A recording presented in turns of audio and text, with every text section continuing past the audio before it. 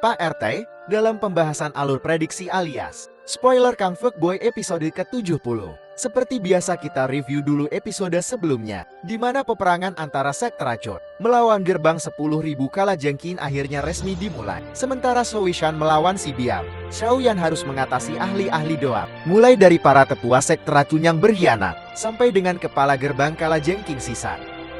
Tanpa diduga-duga, Xiaoyan mampu melibas semua ahli Donghuan tersebut. Hingga akhirnya, Sisan pun memanggil bala bantuan dari Aula Jiwa yang bernama Pelindung T. Nah, ketika Pelindung T hampir saja menargetkan Oyen, Kanjeng Medusa pun muncul dengan sangat epic untuk menyelamatkan calon lakinya. Terus gimana cerita selanjutnya? Terobos ajalah.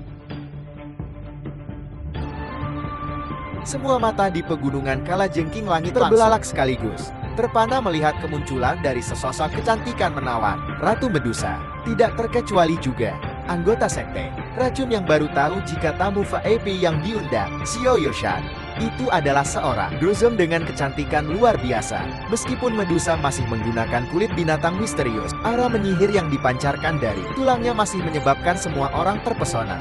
Dan dari cara Pelindung Tim merespon kedatangan sekarang, semua orang mengetahui jika sosok cantik itu adalah seorang elit dozong. Pada saat ini, kepercayaan diri orang-orang sekte racun yang telah sangat hilang dari campur tangan Pelindung T segera melonjak berpikir bahwa dengan kedatangan Medusa, mereka masih memiliki kesempatan besar untuk memenangkan pertarungan.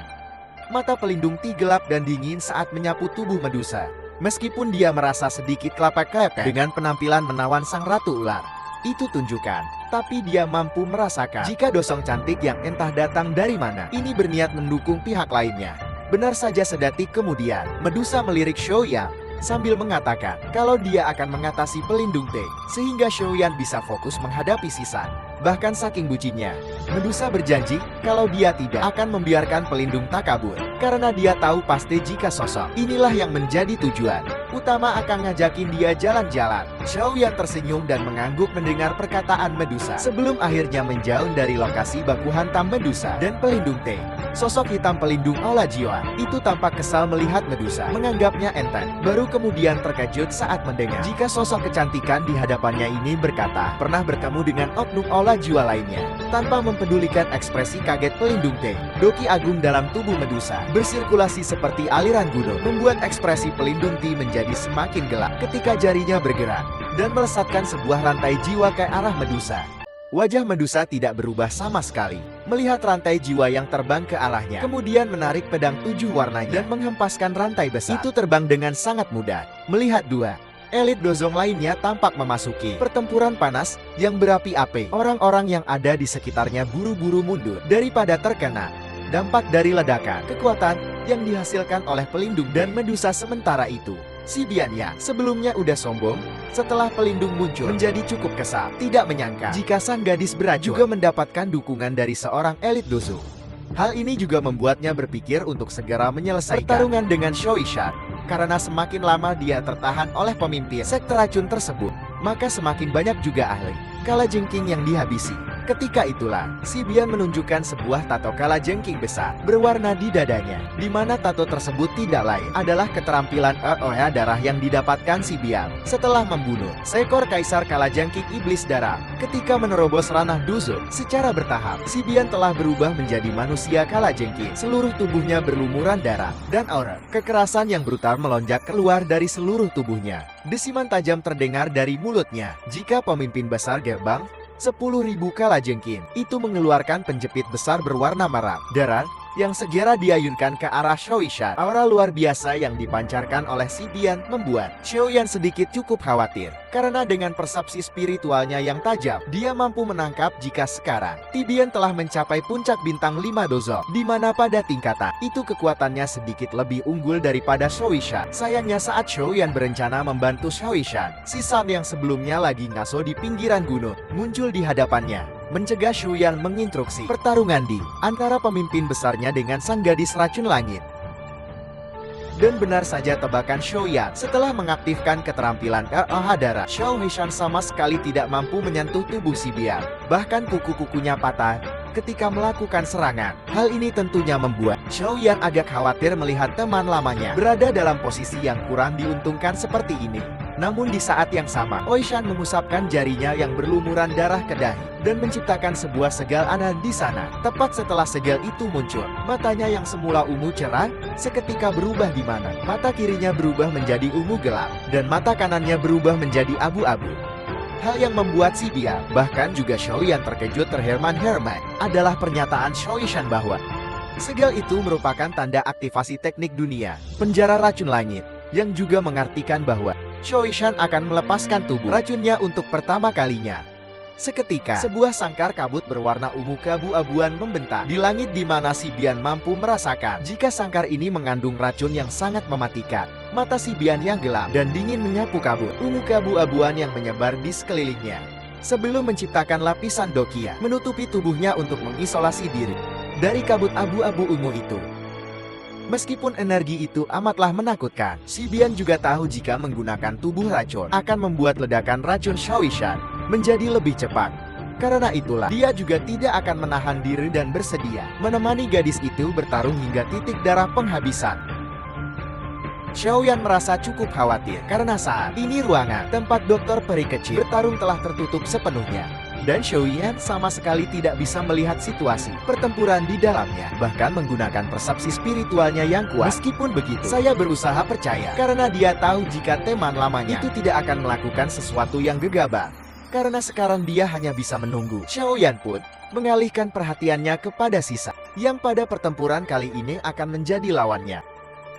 Cahaya perak berkedip di kakinya. Sebelum dalam 1 detik saja, Xiaoyan telah muncul di atas kepala sisa sambil mengayunkan penguasa hitamnya sebagai aktivasi tsunami pemecah api yang berhadapan dengan teknik tongkat cetar surga. Sisan sinar hijau dari penguasa Suan dan cahaya biru pedang sisa berbenturan keras hingga menciptakan ledakan seperti guntur yang menggema di langit. Di mana akhir dari ledakan itu adalah sosok Sisan yang terdorong mundur lebih dari 10 langkah dengan wajah pucat setelah dilabrak oleh api surgawi. Sebelum sampai Sisan benar-benar menegakkan tubuhnya. Pasca pertempuran terakhir dengan Xiaoyan, kejutan melonjak di mata ketua gerbang 10.000 kalajengking itu setelah merasakan kekuatan menakutkan. Tiba-tiba muncul di belakangnya. Dan tanpa menunggu Sisan memahami kekuatan, apakah sosok kecil Xian sudah melayangkan tinjunya kuat-kuat hingga membuat Sisan dikirim terbang dengan seteguk darah diludahkan dari mulutnya. Doki dalam tubuh Sisan beredar dengan sangat lambat setelah digempur oleh pukulan. Xian menunjukkan bahwa dia telah mengalami luka parah. Dan dalam kondisi yang demikian, dia tidak bisa melakukan apapun kecuali menghindar dari serangan Xiaoyan. Xiaoyan bukanlah orang bodoh. Dia tahu jika Sisat sekarang berada dalam kondisi lemah dan tidak mungkin disia-siakan oleh Xiaoyan begitu saja. Segera saja dilemparkannya penguasa hitam hingga membuat teror ketakutan muncul di mata Sisa saat pemimpin gerbang kalajengking itu memacu sayap dokinya untuk melarikan diri ke markas faksi. Namun sayang, upaya melarikan diri itu tidaklah lebih dari sekedar angan-angan karena dengan kecepatan Xiaoyan hanya butuh beberapa detik bagi pemuda itu untuk muncul di belakang Sisan. Sisan Merau memanggil sesepuh gerbang kalajengking untuk menyelamatkannya. Namun itu juga hanya terbang ke angkasa karena para sesepuh yang dipanggil masih tertahan oleh lawan mereka masing-masing. Suara tawa sama datang dari belakang Sisan membuat pemimpin gerbang kalajengking itu menoleh dengan tubuh gemetar dan menemukan senyuman dingin tergantung di wajah Xiaoyan ketika mencabut nyawa Sisai dengan ledakan oktannya. Mata para ahli dari gerbang 10.000 kalajengking dibuat melotot saat melihat ketua mereka jatuh dari langit. Tanpa daya memicu tatapan geram dari seluruh murid kalajengkingnya, semuanya berkumpul di arah Xiaoyan yang masih menggantung di langit. Bahkan Xiaoyan pun tidak bisa apa-apa kecuali melompat kaget ketika melihat lebih dari 10 sosok yang terbang ke arahnya. Namun belum sampai 10 orang itu sampai di hadapan Xiaoyan, mereka sudah ditahan oleh para ahli dari sekte racunnya. Segera meminta Xiaoyan untuk menyerahkan sisa-sisa krucil kalajengking ini kepada mereka. Baru setelah keadaan menjadi cukup santai bagi Xiaoyan, Xian pun terbang mendekatinya sambil menanyakan bagaimana kondisi pertempuran antara Tateh Medusa dengan pelindung T. Seperti yang Xiaoyan prediksikan, meskipun pelindung T lebih lemah daripada pelindung Wu, namun tetap saja pertarungan antara elit Dozon bukanlah sesuatu yang bisa diakhiri dalam waktu singkat. Hal yang sama juga terjadi kepada Xiaoishan dan si Bian, yang sampai detik ini masih terkurung di dalam sangkar ungu dan mengunci diri mereka dari dunia luar. Sementara itu di sisi langit lainnya, dua sosok manusia tampak saling bersilangan. Mengadu senjata mereka masing-masing hingga memancarkan percikan suara yang jernih di tengah riak energi yang kuat. Dua sosok itu tidak lain adalah Medusa dan Pelindung Tia, masih terus mempertontonkan benturan antara dalam 7 warna dengan rantai jiwa. Fluktuasi kabut hitam melambat memperlihatkan mata gelap dan dingin Pelindung Tia saat menatap Medusa. Penasaran mempertanyakan, dari mana asal praktisi kuat yang tampak begitu asing di hadapannya ini? Ceritanya, Medusa masih pakai kulit binatang Misterio Tiaguesia, makanya Pelindung Tia tidak mengenalnya. Medusa sama sekali mengabaikan kata-kata Pelindung Tia saat wajahnya yang rupawan menunjukkan ekspresi dingin dan matanya yang cantik dipenuhi dengan niat membunuh. Pelindung Tia melihat sisi pertempuran lain dan hanya bisa menaci kesal melihat para ahli jengkala-jengking berjatuhan satu persatu. Pertempuran antara si Biang dan Shoisan pun belum berakhir.